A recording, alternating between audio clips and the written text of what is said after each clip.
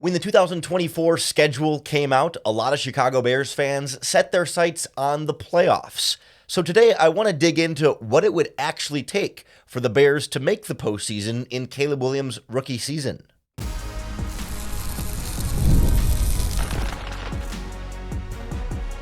You are Locked On Bears, your daily Chicago Bears podcast. Part of the Locked On Podcast Network, your team every day. This is Locked On Bears, and I'm your host, Lauren Cox. I'm here to bring you your daily, in-depth Chicago Bears news and analysis. You can follow me on Twitter at CoxSports1. You can follow the podcast on all of your favorite social media platforms, including the Locked On Bears YouTube channel, where you can keep up with all of our video podcasts as well. Thanks for making Locked On Bears your first listen today. We're part of the Locked On Podcast Network, your team every day. Today's episode is brought to you by FanDuel Sportsbook. Make every moment more.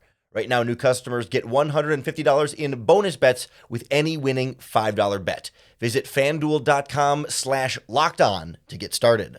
On the show today, we look at what the Bears' path to the 2024 playoffs might look like when it comes to the field they're competing against to get a playoff spot, but also individually, or I guess on a team level, what they need to be able to do with this roster, what Bears players need to be able to do to be good enough to both win enough games to make the playoffs, but also just be a playoff caliber football team, not just a team that maybe stumbles in and gets embarrassed in the first round, but actually belongs in the playoffs and maybe could surprise a team or two in the first couple of rounds. No one's expecting a big Super Bowl run or anything like that in this first season, but a lot of Bears fans see this Bears schedule and go 10 wins, 11 wins, some say 12 wins, and cruising their way into the playoffs. And it's easy to say on paper in May, but when you start to piece through the actual path to the playoffs, it becomes a little bit more tricky because, well, it is expanded to 7 teams over the last handful of seasons, which makes it easier for, 7/16 of the NFC all get in, almost half of the teams in each conference get into the playoffs. You still have to be in the upper half of those teams, and clearly the Bears were not last season, and there were plenty of teams that were well ahead of them that they would have to replace at least one of them in that postseason push. So like last year, for example, you had your 7 playoff teams were the 49ers, Cowboys, Lions, and Buccaneers as their division winners. And then your wild card teams were the Eagles, Rams, and then the Green Bay Packers were the 7th seed at 9 and 8. And just missing that 7th seed were the Seattle Seahawks and the New Orleans Saints, all at 9 and 8. So you had 9 NFC teams that finished above 500 last season, and all of them looking to get back in the playoffs. All of them feeling like they're a team that, well, we were in the playoffs last season, so why should we expect any less than the playoffs this season? So if the Bears are going to make the playoffs this season, that means at least one of the 49ers, Cowboys, Lions, Buccaneers, Eagles, Rams, or Packers, one of them has to miss the playoffs. And you start going down those list of teams. Of course, teams don't sustain 12-5 every season. Not every team is going to be able to do that. And some team is going to take a step back, but it's a matter of like who that is. Because I think everyone expects the San Francisco 49ers to keep rolling with such a strong team and a well-coached team. The Dallas Cowboys maybe overachieved a little bit last season, but they're getting healthier. They'll have Trevon Diggs back. Like they were not 100% a full-strength team last season. They've added Ezekiel Elliott back into their backfield. They still got talented receiver, first-round pick on the offensive line. Like I'm not projecting some major drop back from the Cowboys, although maybe 12 wins isn't exactly the same number, but a playoff team certainly in the mix there. The Lions are all in on winning now and added some big, just some big contract extensions and rebuilt some of their secondary as well. Like they're trying to hit another double-digit win season for sure. The Buccaneers, okay, they snuck in by winning their division at 9 and 8. It was essentially a tie with the Saints there to win that division, but not really win a very impressive division. That's a spot where the Buccaneers could be a team that misses the playoffs next season, but somebody has to win the NFC South. So whether it's the Buccaneers or the Saints, you might say none of those teams are going to be a wild card team, but the Bears can't supplant a division winner from another team. Like the Bears either have to win the NFC North or sneak in as one of the wild card teams. So really it's like Eagles, Rams, Packers were your 3 wild card teams last season. The Eagles felt like they struggled quite a bit down the stretch last season and underachieved and still finished 11-6. Like, that was a defense that was a mess for a while. They added a lot in that secondary, but that felt like a team that was supposed to be better and still finished 11-6. So it's like, it's hard for me to envision them getting worse. Like, at worst, it feels like they'd be about the same, but it feels like a team that is going to either hover around there or get even better when you add Saquon Barkley into that mix. Again, first and second round picks at cornerback to kind of build out that secondary. We know the defensive line is loaded. Like, it's a good Eagles team. The Rams, to me, seem like maybe the best option to drop back, but they're also a team where, Cooper Kupp was out for most of last season, so their offense is going to be better this year. Puka Nacua, another year under his belt. Like, they're going to have more pieces to work with there. They did lose Aaron Donald to retirement for now. I don't know if he's going to be permanently retired or not, but again, first and second round pick on the defensive line. Jared Verse on the edge, Brandon Fiske on the interior. Like, they added some nice pieces. Cameron Curl at safety is a big upgrade there. Like, I like what the Rams have done overall. Like, are they going to, as a Sean McVay team, going to fall back that poorly? I mean, if they stay decently healthy, there still can be a 10-7 team. And then Green Bay was young and maybe overachieved a little bit with how young they were, but all those young players are just another year older. And now Jordan Love has that much more experience, and they added some pieces to their defense. They rebuilt their whole safety position. Like, it's another team that I don't think you're seeing a lot of people expecting the Packers to get worse. They're just expected to keep getting better as they get older. Like, you can make arguments about the Seahawks and the Saints maybe being worse or teams that aren't going to be as big of a contender there, but like, none of those teams made the playoffs anyway. So it's like, are the Packers going to get worse? I don't think so. The Rams, maybe. The Eagles, probably not. I mean, the Cowboys, maybe a little bit, but they're going to fall out of the playoffs entirely. Like, the Bears would have to replace one of those teams or just be better than one of those teams. I mean, maybe that means you win 10 games and you tie with the Rams at 10-7, but tiebreaker, the Bears are in and Rams are not because one of those teams like the Rams, got so much worse, but just because, tiebreakers and they had the same record, but the Bears just have a better record and ultimately find a way to sneak in and push one of those teams out just because the Bears got better and that other team maybe stayed the same. It certainly adds some real importance to the Bears' schedule here, some of those head-to-head games against playoff teams. I mean, the Rams are one of them, where if the Bears can win that matchup against the Rams, that can be a really big tiebreaker down the stretch when you have that head-to-head. That game is in week 4 at Soldier Field. There's also the 49ers in week 14, although that'll be a good measuring stick, but I don't know that a tiebreaker with the 49ers is going to be critical for the Bears. But really, I think what it comes down to is the Packers and the Lions, right? Being able to hold serve in those games and at least split those games will really go a long way towards this Bears team controlling their own destiny and fighting their way into the playoffs. But being able to beat the Rams and go toe-to-toe with the 49ers and at least, if not more, split games with the Lions and the Packers means that Caleb Williams is going to need to be great as a rookie quarterback, and this Bears defense is going to need to keep working on whatever this pass rush is going to look like. So we'll take a closer look at what this Bears team needs to do themselves outside of what the other opponents do next on Locked On Bears.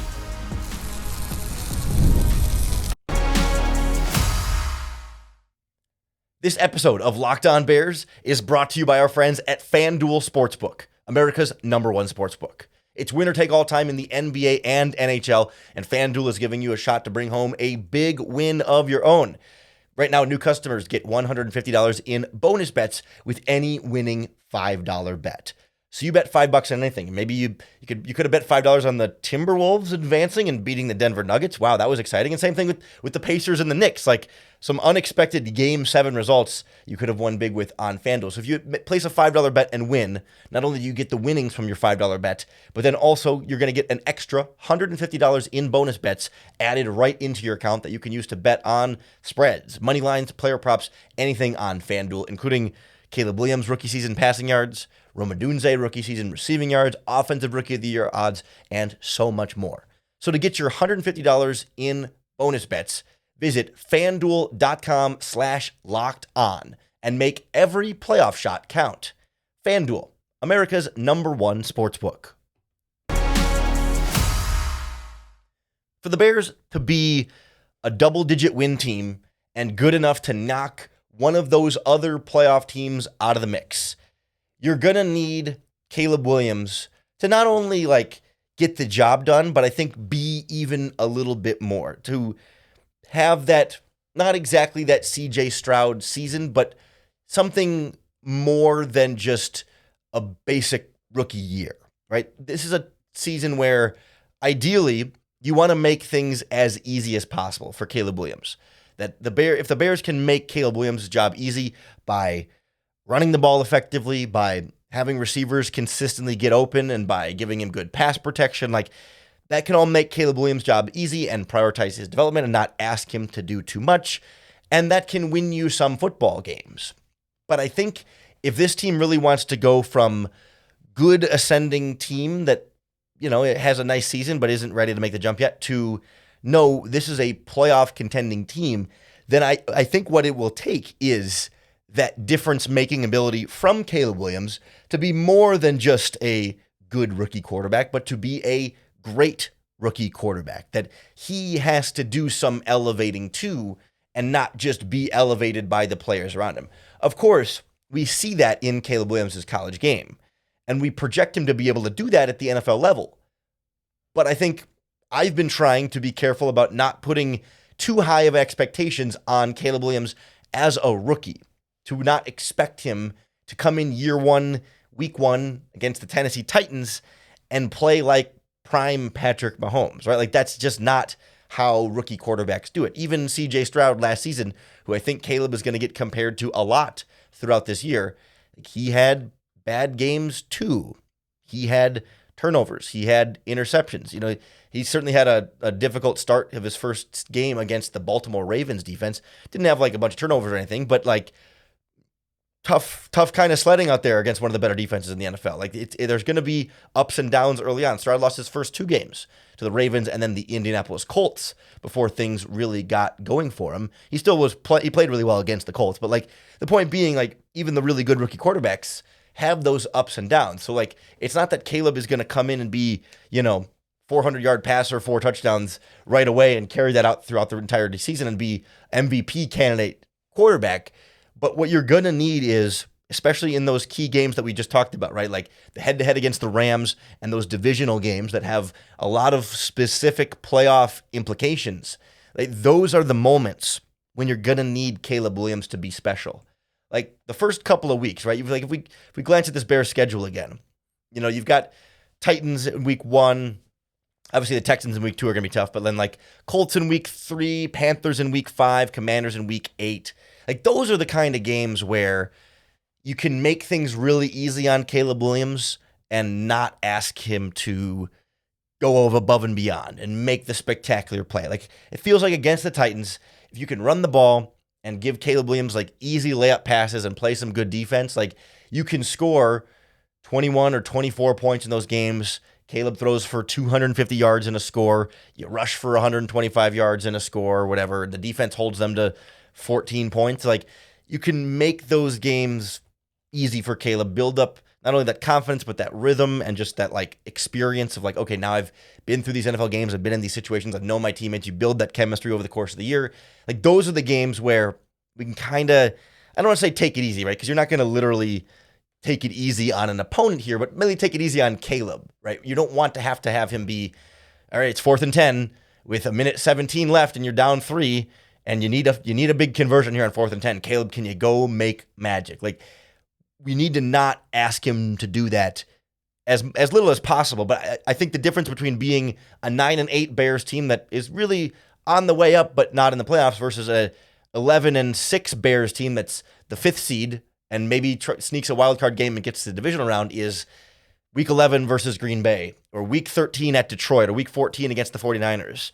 It's 3rd and 8 and you need a big conversion and Caleb Williams makes a guy miss in the pocket, steps up, finds an open Keenan Allen somewhere over the middle of the field for a 10-yard gain on 3rd and 8 in a play that you just don't see a lot of quarterbacks in the NFL be able to make, like with the legs and the arm and those kind of special moments on top of everything else, right? It's going to take a little bit of everything. It's going to take all the things about making Caleb Williams' job easier, but then to go that next level, to be that like playoff caliber threatening team, it is being that difference maker, going a step above and beyond. Because let's be honest, like the team around Caleb is as good of a situation as any rookie quarterback can possibly come into, but it's not perfect, right? There are going to be moments where maybe the running game isn't able to carry all the load, and the offensive line is going to get beat sometimes, and maybe the center position is still a little bit of a weakness. Like wide receiver and tight end feel pretty darn good about, but like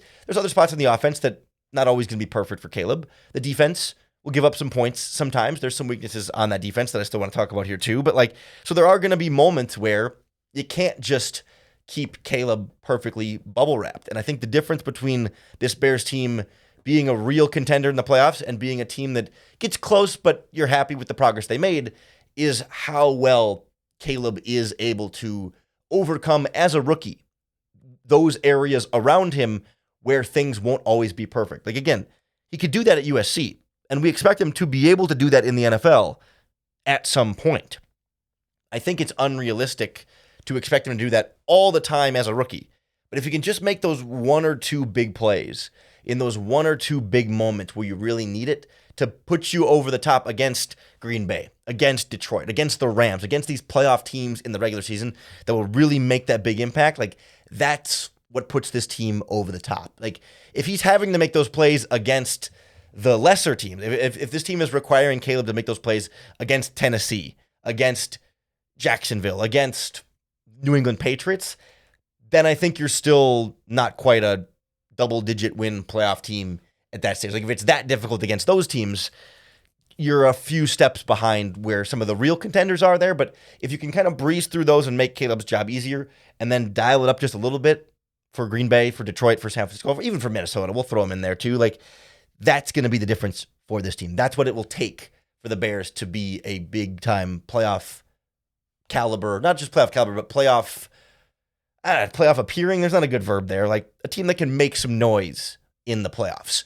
I also think it's going to take a little bit more from this Bears defense than what we currently see right now. I think this defensive line as it stands today is enough of a problem that I think can be the difference between, again, 11-6 kind of team or a 9-8 kind of team. So we'll talk about what the Bears can do with their pass rush, whether that be personnel-wise or maybe scheme-wise, to really cement this defense as that playoff-level defense to help Caleb Williams and the offense get there.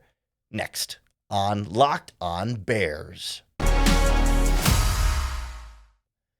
This episode of Locked On Bears is brought to you by our friends at Gametime, the best way to get tickets for all of your favorite live events. If you're looking at Bears games on the schedule that you want to try and get to, Gametime is going to be your best ticket buying experience because I use Gametime all the time. I cannot recommend it enough. I love that I can see my view from my seat before I buy my tickets, so I know exactly what I'm going to get in the venue I'm at. And their all-in pricing is so huge for me that you see the total price right away when you select your tickets. You're not getting any fees or added tax on there that's going to surprise you at the end where it's like, whoa, this ticket costs way more than I thought it was going to be, and then you end up paying more than you thought. And anyway, like, nope. With Gametime, it is all encompassing. Whether it's Bears games or concerts, comedy shows, theater shows, live entertainment in your area, you can find tickets at Gametime. So take the guesswork out of buying tickets with Gametime. Download the Gametime app, create an account, and use our promo code LOCKEDONNFL for $20 off your first purchase. Terms apply. Again, create an account and redeem our code LOCKEDONNFL for $20 off. Download the Gametime app today. Last minute tickets, lowest price guaranteed.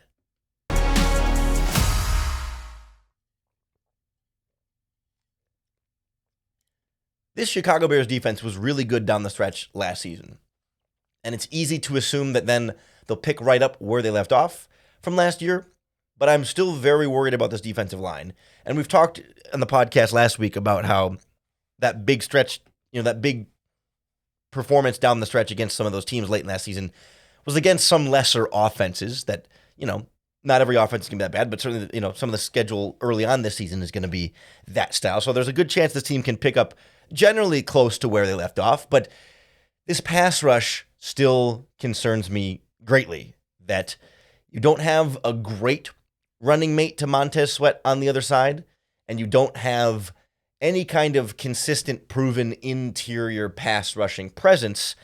And the combination there leaves me worried that, like, Montez Sweat, not by himself, but Montez Sweat and some good aspirations for other players is not enough for this defense to really play at its best against especially some of the best offenses on their schedule. Like, I think this pass rush can get by against the New England Patriots.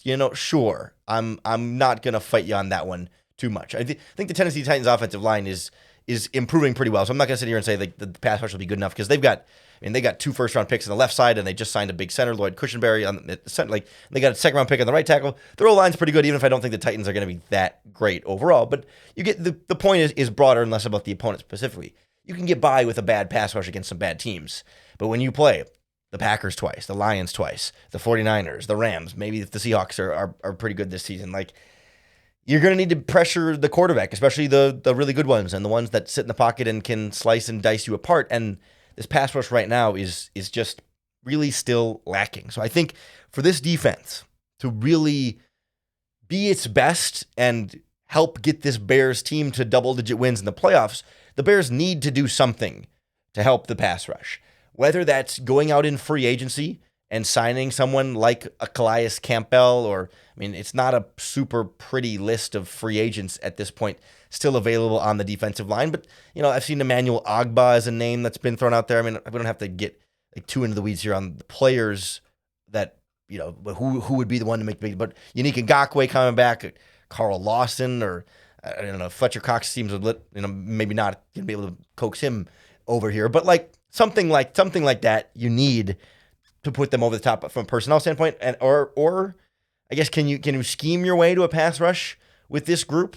I mean, do you have with Montez Sweat, can you stunt and twist and move players around to dictate matchups well enough to say, okay, they're going to double and triple team Montez Sweat wherever he is. So then can we get Gervon Dexter lined up against their worst interior lineman? Can we send blitzers off of the side opposite Montez Sweat so that if all the protections go into Sweat's side, there's not going to be that running back or that tight end to fill in on the other side, the opposite side, where that cornerback and linebacker are. If we saw Matt Eberflus blitz more often early last season to try and get some kind of pass rush going, and generally speaking, it wasn't quite the same, right? Like, yes, there are, in certain moments, they would be able to dial up a good pressure and get home and make life difficult for opposing quarterbacks, but it just wasn't consistent enough. And I don't even mean the amount of blitzing wasn't consistent enough, but even like when they would blitz, like it wasn't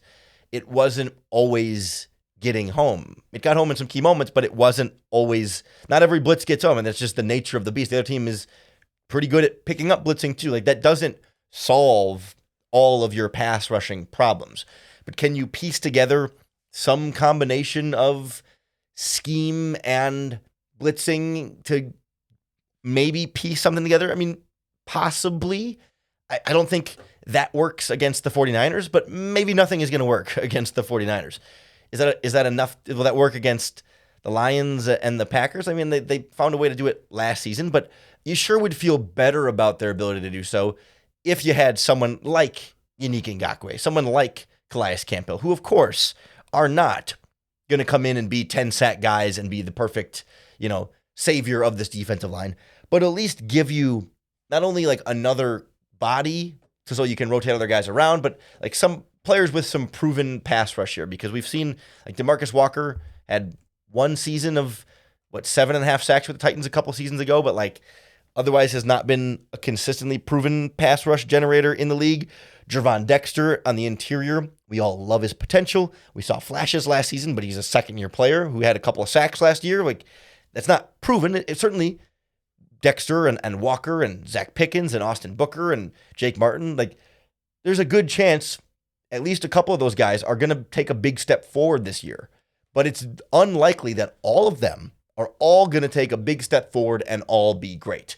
One or two of those guys is not going to be any better. Like one or two of those guys might disappoint a little bit, might not make that progress, might be a little bit slower to come along. Like I would tend to lean towards the veterans there, like DeMarcus Walker. Like, is he going to, at this stage of his career, not that he's old, but it's just he's established kind of what he is and isn't. He's 29, turns 30 in September. This is year 8 for him.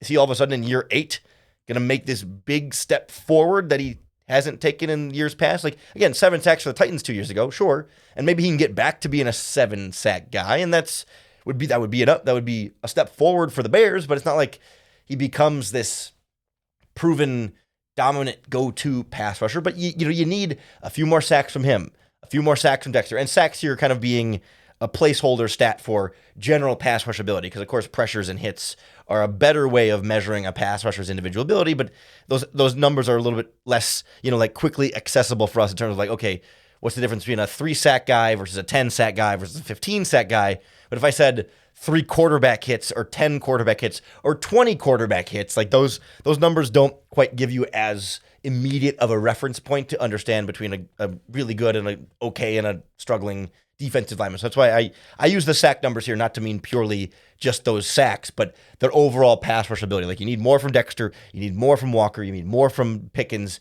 you need Austin Booker to be a nice rookie in there. Like, all those guys need to give you more. And if they can each give you a little bit more, and one of them can give you a lot more, okay, now we've got something to work with here with Montez Sweat. You add some blitzing into that, and maybe it is a passable pass rush. But that feels to me like, based on the players that are currently on that defensive line right now, passable feels like the high end of the expectations for this group.